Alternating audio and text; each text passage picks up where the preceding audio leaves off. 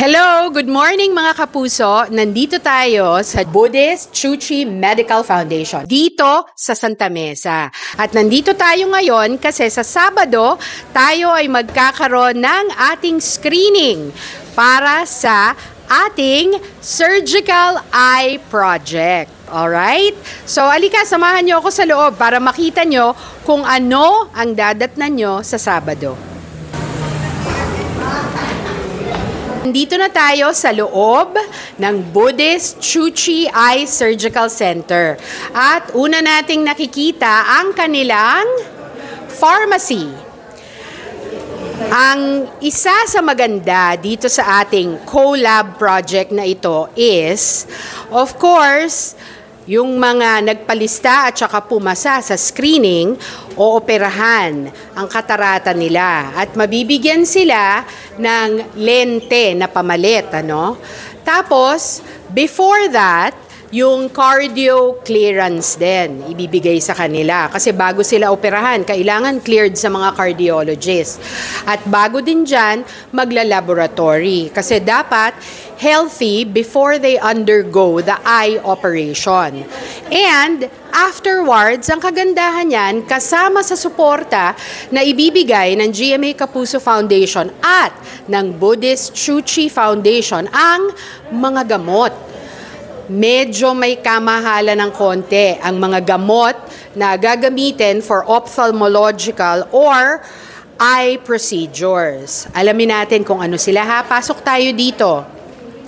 Okay, so nandito tayo sa pharmacy area ng Buddhist Chuchi Medical Foundation. At kasama natin ang kanilang pharmacist na si Kuya Benji Kua.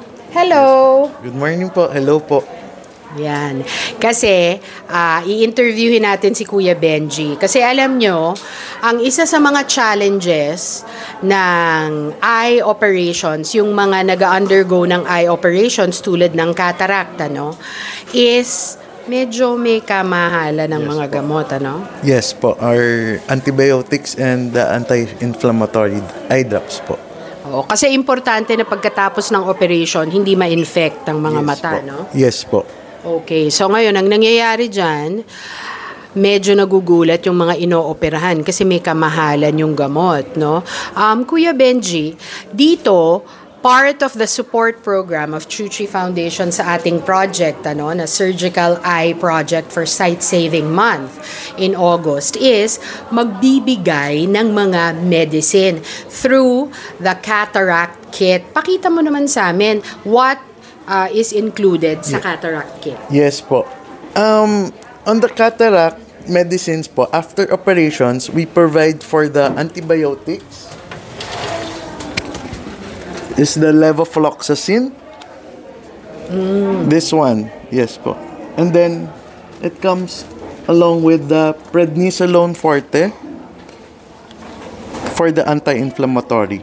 And then we give tablets, antibiotics for support for the security of the eyes not to be infected.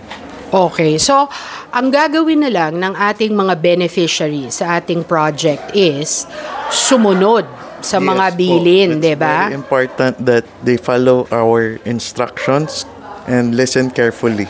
Yes po. Yan. Okay? So, alam na natin kung ano ang mga gamot na ibibigay pang suporta after yung operasyon kapag yung mga benepisyaryo natin nakalusot sa ating screening at saka clearances. Alamin naman natin kung ano mismo ang mga istasyon na pupuntahan nila sa Sabado. Kasama ko po ngayon si Dr. Edith Navarro, ang Medical Director ng Buddhist Chuchi Medical Foundation. Alright? At nasa background natin ang portrait ni Dharma Master Cheng Yen. Yan ang founder ng Buddhist Chuchi Foundation. And awardee siya ng Ramon Magsaysay Awards for Humanitarian Service.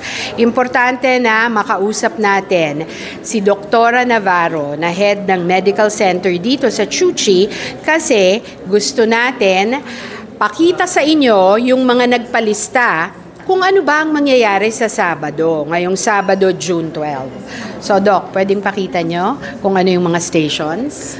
Mauna pong istasyon, syempre, yung aming reception area. Okay. Dahil nasa listahan naman sila, iaayos po natin ang pagkakasunod-sunod ng kanilang pagdating.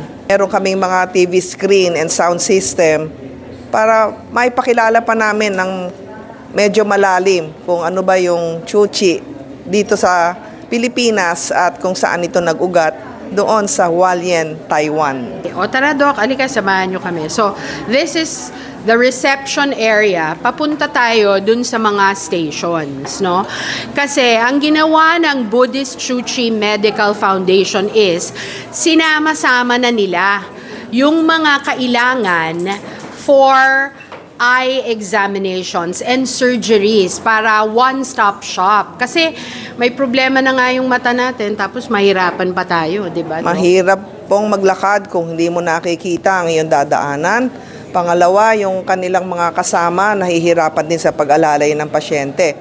Kaya kung papansin niyo pati itong aming floor, isang level lang. Sana natin kung tara, saan Doc. sila Okay. unang dadalhin. 2 kwarto po ang ginagamit para malaman natin kung gaano kalala ang kanilang paningin. Okay. At ito ba'y isang mata o 2 mata. So dito sa visual acuity room, pinababasa po ang pasyente ng numbers or letters kung saan sila komportable. Okay. At doon malalaman namin na pag sinabing malabo, gaano ba kalabo? Ayan. Pagkatapos naman po ng pagbabasa, ayan, ang regular or world standard na distansya ay 6 meters or 20 feet. Okay. International standard. Medyo mahaba. Ito yung susunod na room with auto refraction. Ano ba yun, Doc? Titingnan natin kung may grado sa mata, baka malabo lang salamin. Baka simple lang ang problema. Doc, bakit kailangan malaman ang pressure? Ano ba yun? Meron kasing sakit sa mata na nasisira ang tinatawag nating optic nerve dahil tumataas din ang pressure. Kung may high blood sa katawan, meron din namang pressure sa mata na medyo tumataas. So, kinukuha namin lahat ng baseline ng mga sukat dyan sa pasyente. Hindi lang yung ano ang grado, yan ang umpisa. Okay, so yun we already went sa first station at saka ito yung second station. Okay, mga kapuso. So, yung mga nagpapalista, just take note. Alam ko medyo nininervyos kayo Pero kaya natin to ginagawa para more or less alam nyo kung ano mangyayari sa Sabado sa pagpapalista ninyo. Okay? Wala namang masakit kasi wala namang iniksyon. Ilaw-ilaw lang po muna. So, Doc, pagtapos nito, itong visual acuity or yung measurement, 'di ba? Kung malabo ba yung mata o kung may pressure, saan naman tayo pupunta? Pupunta na po tayo doon sa tinatawag naming slit lamp. Yan po ay microscope. Okay. Para yung maliliit na structure ng mga mata, bawat parte, makitang mabuti ng doktor.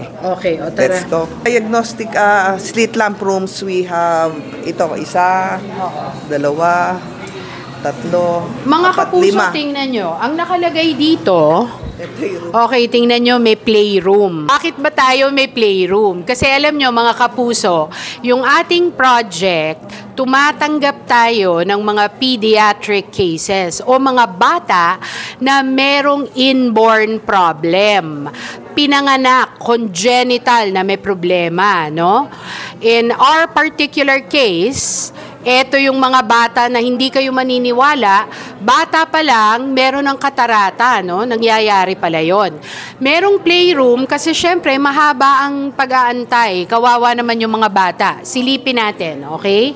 So, Doc, ito yung ginawa ng Buddhist Chuchi Medical Foundation para yung mga bata na pasyente hindi naman mainip, ano? Kasi iiyak sila nag-iintay, minsan nag-aaya na doon sa nanay, tagal-tagal na. Pero habang naglalaro, pati yung kalaro niyang bata, 2 sila. Oo, pwede. Alright. Ang gusto, iuwi. Doc, ano naman ito? Ito yung sinasabi nyo, di ba? Namin dito, slit lamp.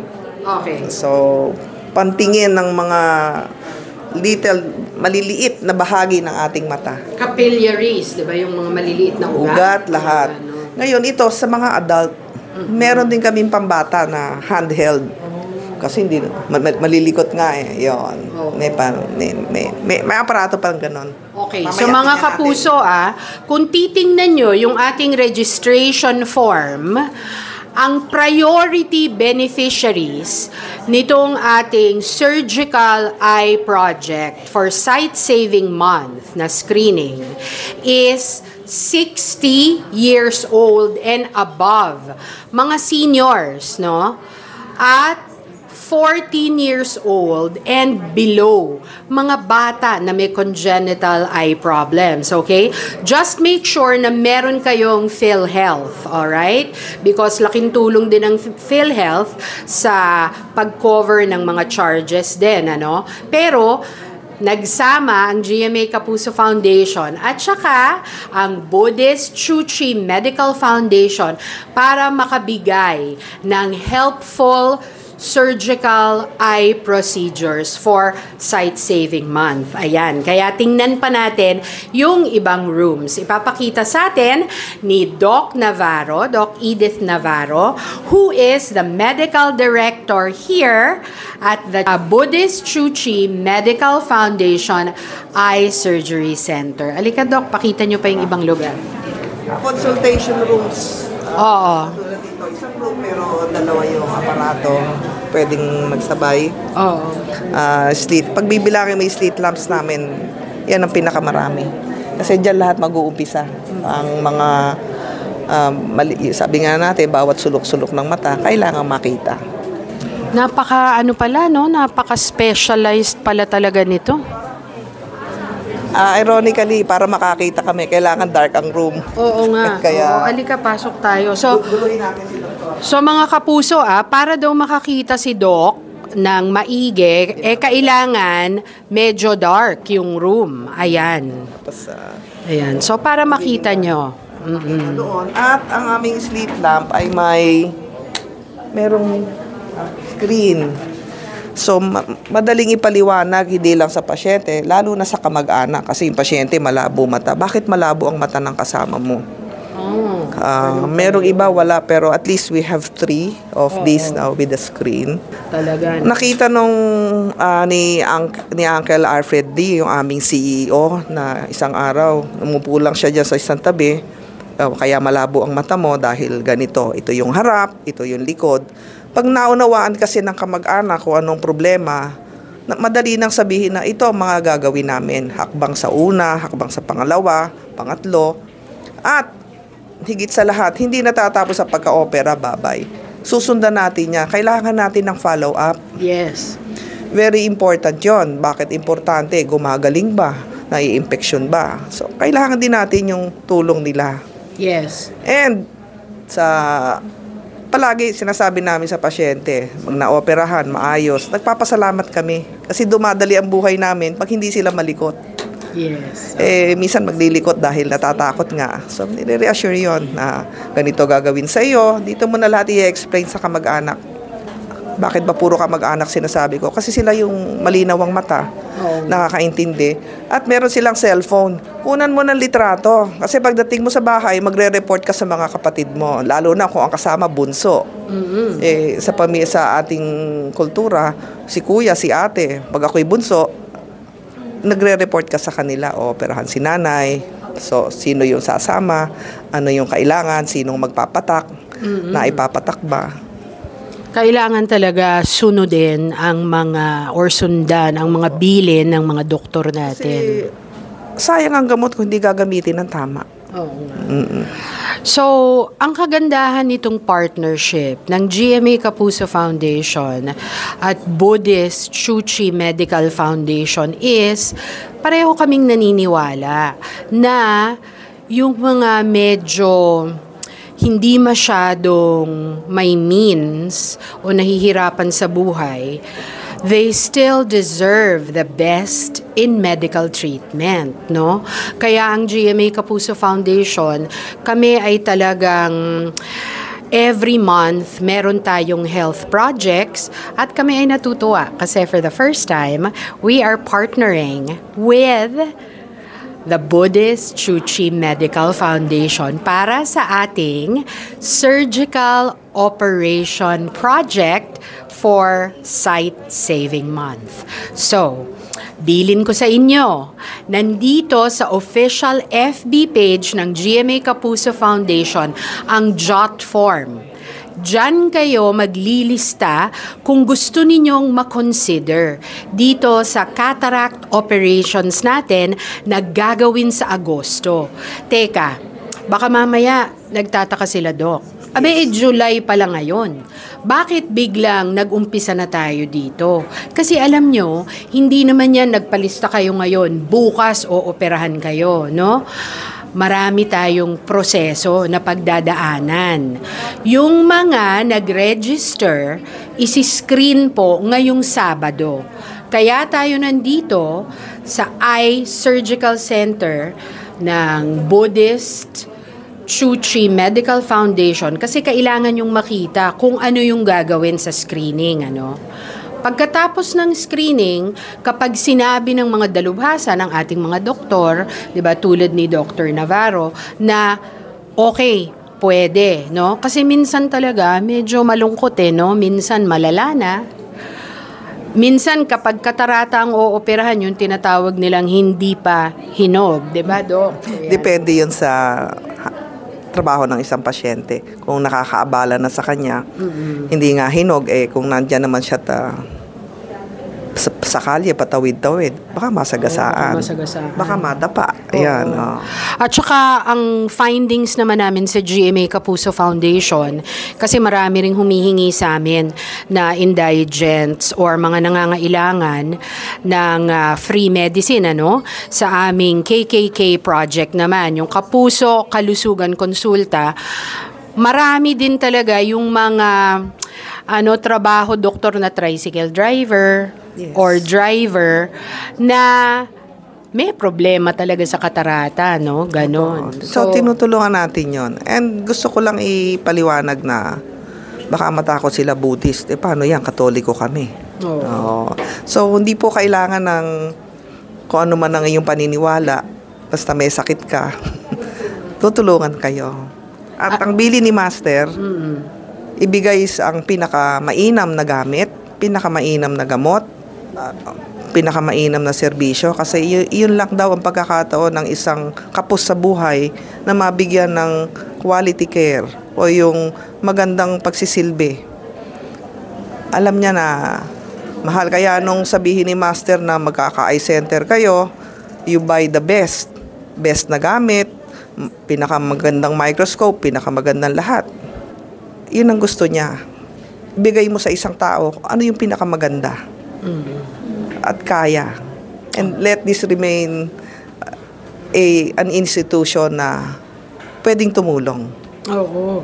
At saka, for GMA Kapuso Foundation naman, okay, si Mel Chanco din, siya yung nagpalawak ng mga programa, talagang laging binibilin sa amin na the last and the least, bigyan natin ng importansya, bigyan natin ng dignidad, So, yun din ang lagi nating iniisip dyan. At saka ang GMA Kapuso Foundation kasi para sa serbisyong totoo.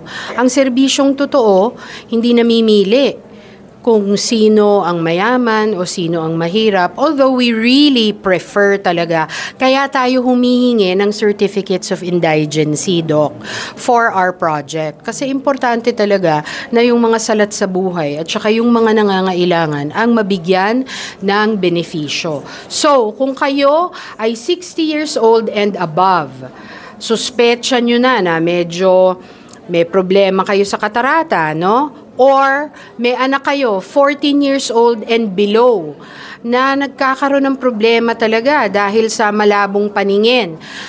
Kayo ay ideal candidates para sa ating surgical eye project for Sight Saving Month ngayong August, which is a collab. Uso kasi ang collab ngayon eh. Alam mo yung Hindi na pwede yung tulungan-tulungan. Ang collab naman dito is GMA Kapuso Foundation and the Buddhist Chuchi Medical Foundation. Magpalista, yung diagnostics namin, yung New World Lab, no? So ngayon, magpalista po kayo. Andyan po yung ano namin, yung aming link para sa jot form. Nandyan din po sa taas, mababasa nyo sa caption, kung ano ang telephone number na tatawagan.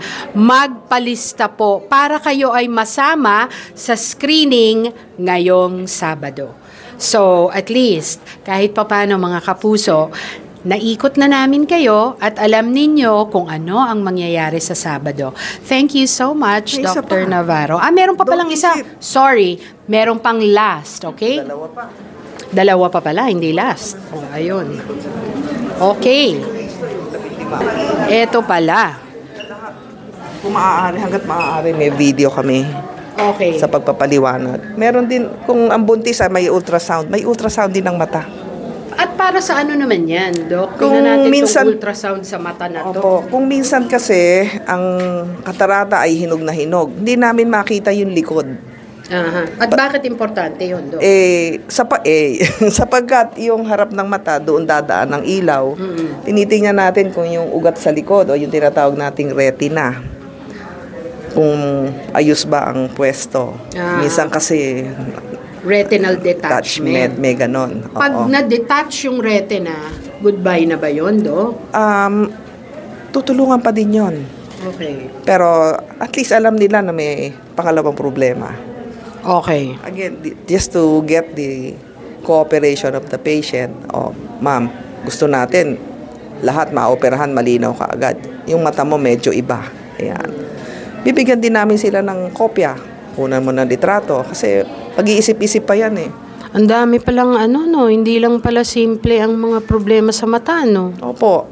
Kasi pag operahan kayo, lagi mo itatanong, makakakita ba ako? Baka ako masaktan, ganun din naman pala. Pero yan, ito na magsasalita para sa amin na may pag-asa. Kasi yung iba, lumabo ang mata dahil na-trauma, nasuntok, nauntog, naano sa sasakyan. Kaya importante din yung pakikipag-usap sa pasyente habang dumadating sila dito sa atin. Oo nga. May history. Okay. Ngayon, Ayan. Sundan natin si Doc Edith, ano?